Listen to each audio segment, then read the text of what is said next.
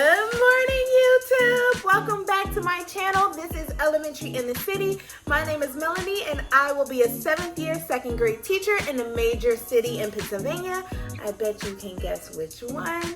And today I want to bring you some of my library favorites that helps me diversify my library in my classroom. The first book that I want to show you is Alex and Amazing Lemonade Stand. I absolutely love this book. If you're not familiar with Alex's story, Alex was a little girl who had cancer who, when she was alive, she wanted to support and donate to the cancer foundations and to help find a cure. So she started this lemonade stand, and ever since she passed, this lemonade stand has blown up. It is a huge foundation. I've made a lemonade stand myself with my friends. I buy Alex's lemonade products sold in grocery stores, and this book tells her story, and it is very heartwarming. The next book I want to show you comes from my personal library that I grew up with, and it's JoJo's Flying Sidekick. I love that it shows not only diversity for my library, but also diversity in the Taekwondo community. This is a good one. She faces her fears, she gains confidence, and she reaches for her goals. This next book, Fishing by Diane Engel, also came from my personal library growing up. You see the love. And this book's about a little girl who loves fishing with her granddad, but when she has to move away and granddad decided to stay back home, she gets very lonely and she has a hard time meeting friends. But she puts herself out there, she remembers her granddad's words, and she eventually gets friends of her own. This is a good book for the beginning of the year, I think, especially for our students who did just move into the community. They are having a hard time finding friends. I like this one for that. This is one of my absolute favorites. I've had it ever since I was a little girl, just like the other two. Very loved. I've read this a lot, and it's Dancing in the Wings by Debbie Allen. Whoop, whoop. And it is about embracing your differences. Sassy is a very sassy girl. She always has something to say. Her hand is always on her hips, and she is the tallest one in her grade and in her ballet class, and she also often gets teased for that, but she has dreams of dancing in the solo, but right now she's just too tall for the boys to lift up. But eventually she embraces her differences, she puts herself out there, and she ends up getting her solo at the end, and it is very heartwarming, and it's a good book to teach students about embracing their differences and going for their dreams. This next book is by Taye Diggs, another celebrity. It's called Chocolate Me. He wrote this book for his son. At the time, he was married to Idina, and they have a son together who's often around a lot of children who don't look like him, so he gets criticized for his hair, his nose, his complexion. But this is also about really embracing yourself and embracing the beauty within yourself and seeing the sweetness, hence the chocolate, that you are. And I love this book for my classroom where a lot of the students look like him. This book is a little deeper. This book is called Stars in the Darkness, and I know it looks like I took this from a library, but I actually got this from a book bank in my city where teachers can get up to like 300 books a year, and they are donated books, so whoever donated this one didn't follow the rules.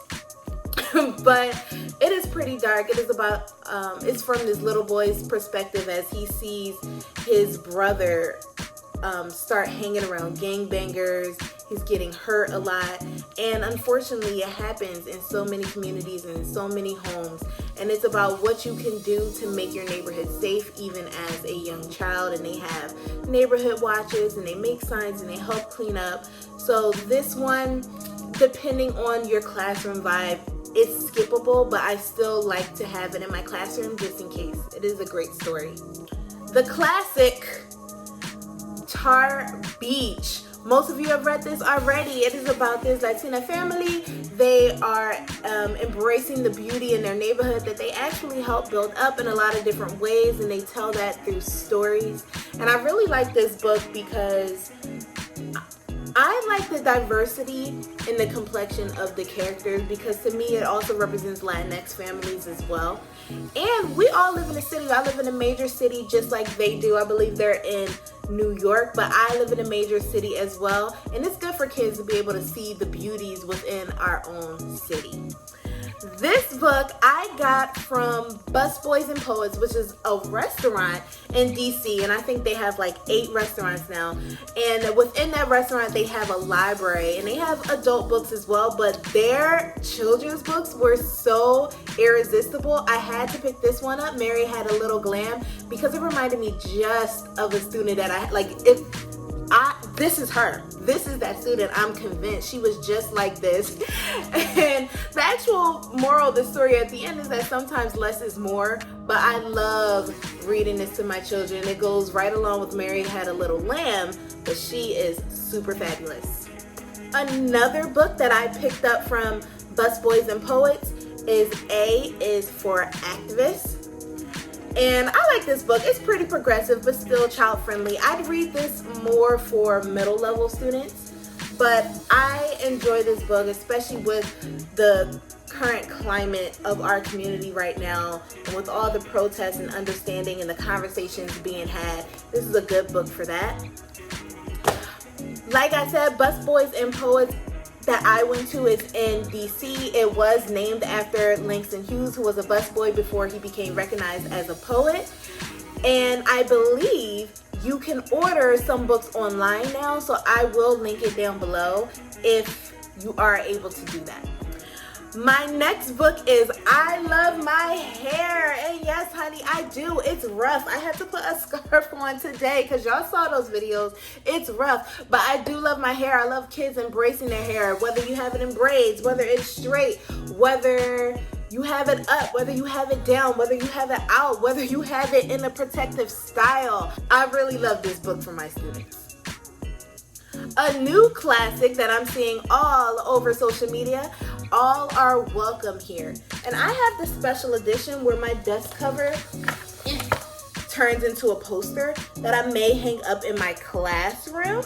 Maybe go up on my door or maybe outside my door. So they know coming in, they're welcome here.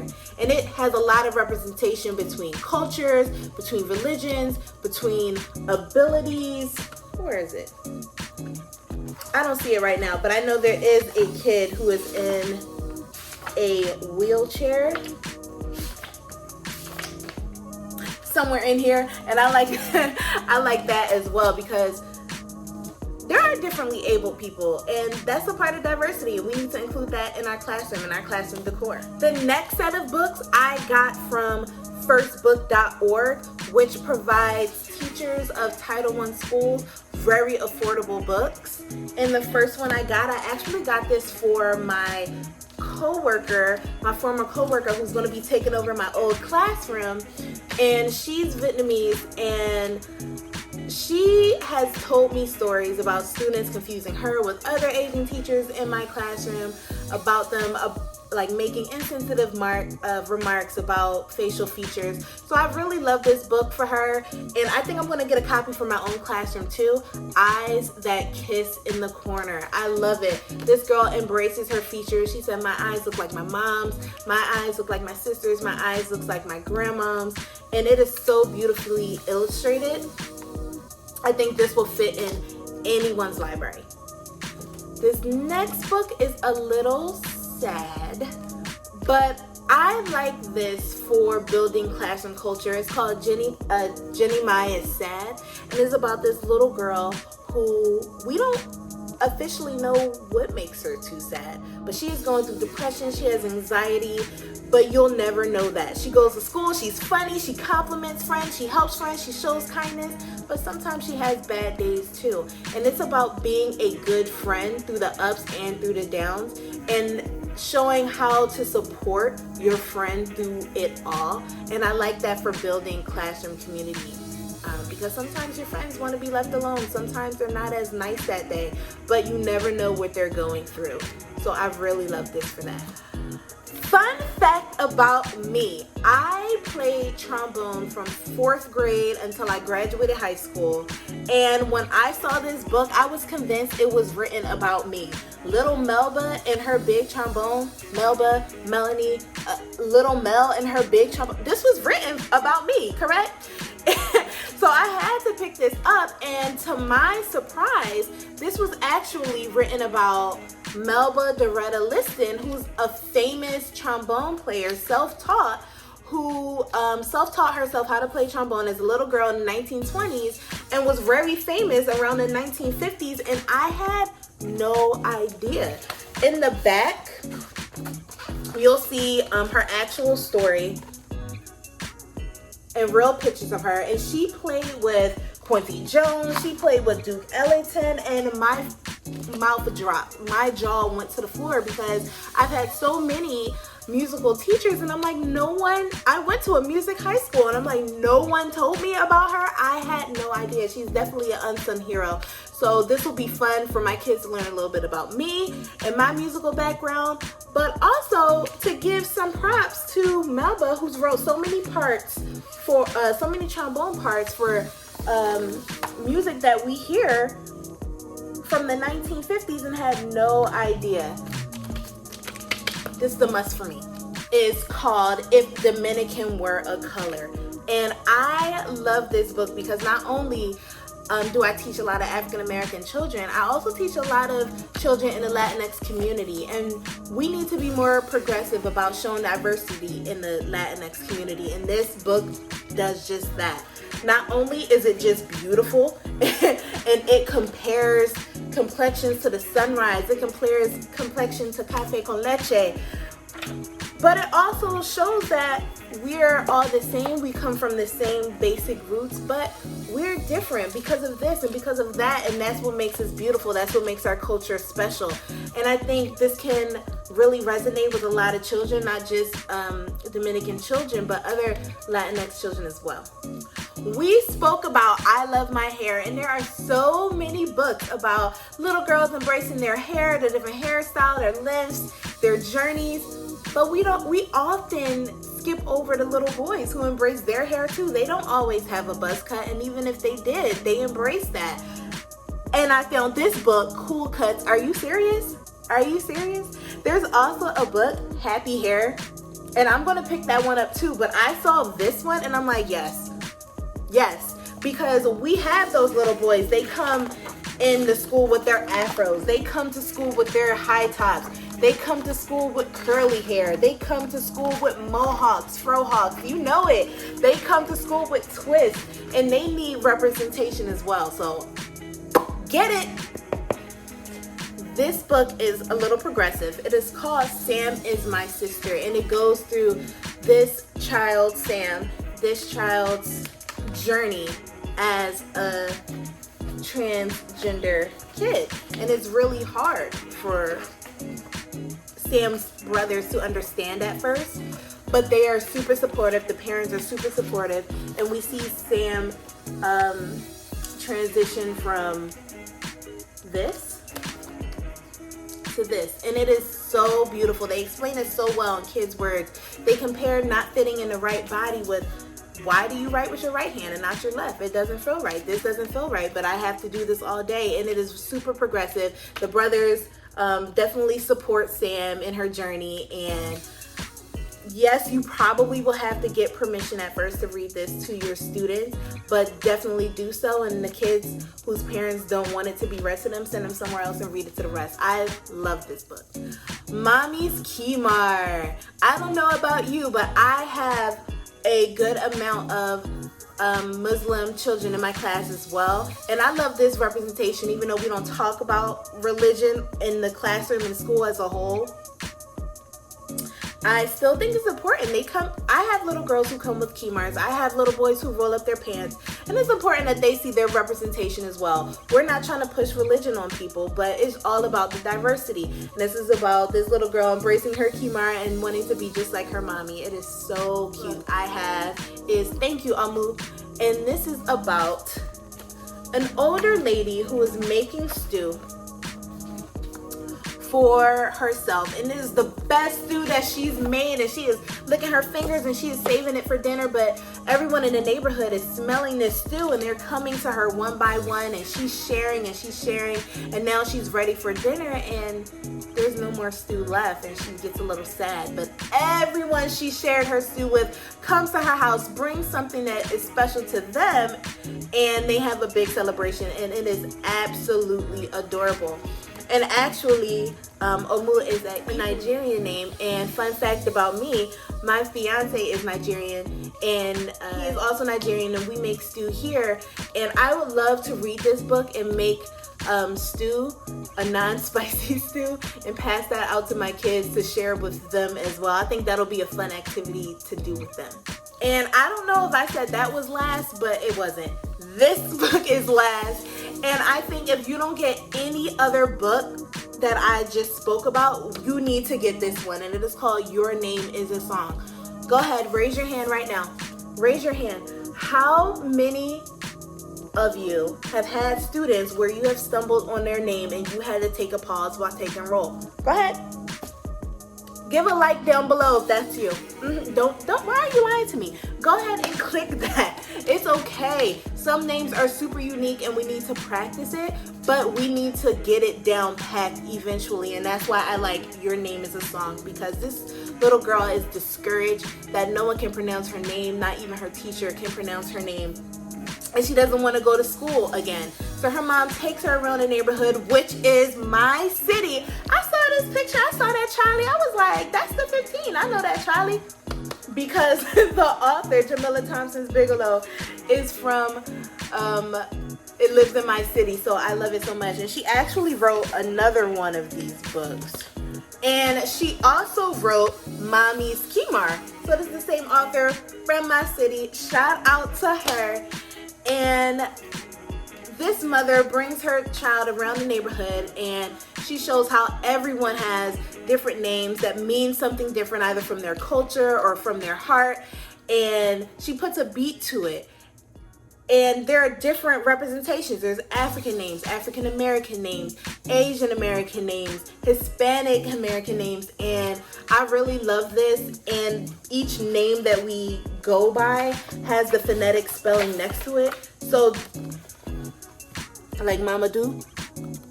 So I definitely would practice this book a couple of times before you read it to your class. But it is so important because kids get discouraged too, and then they're like, you can just call me this, you could just call me this.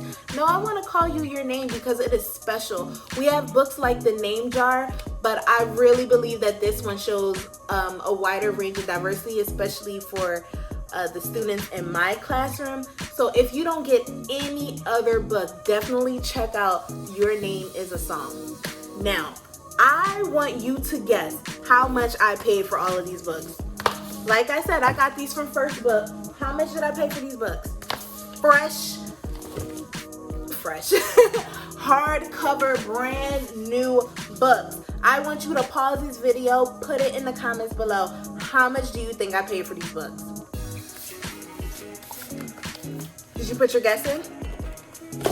Okay, you're absolutely wrong. I paid, and I got double the books because I gave some to my coworker, but if I cut that in half for like 10 books, I only paid like $40. And you know that hardcover brand new books are like $18 to $24 each, and I got 10 for like $40 because firstbook.org, they provide affordable books for Title I teachers, and each book was like $3, $4, $5. This one is a special edition from First Book.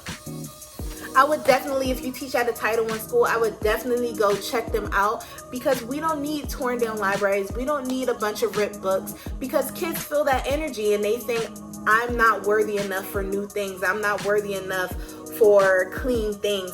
We need to make sure our classrooms are clean. We need to make sure our library is kept up so that students really feel at home and like they're worth these new books and they deserve these new books and they deserve to see themselves in these books. And that's how I like to build diversity. So definitely check them out if you need to zhuzh up your library as well. Okay, if you made it this far, please don't forget to give my video a thumbs up. Leave a comment down below. What are your favorite books? What books should I add to my library? And don't forget to subscribe and click that notification bell so that you are notified when I put out my next video. And it is going to be amazing. Trust me, you want to be there. And I will see you in the next one. Bye.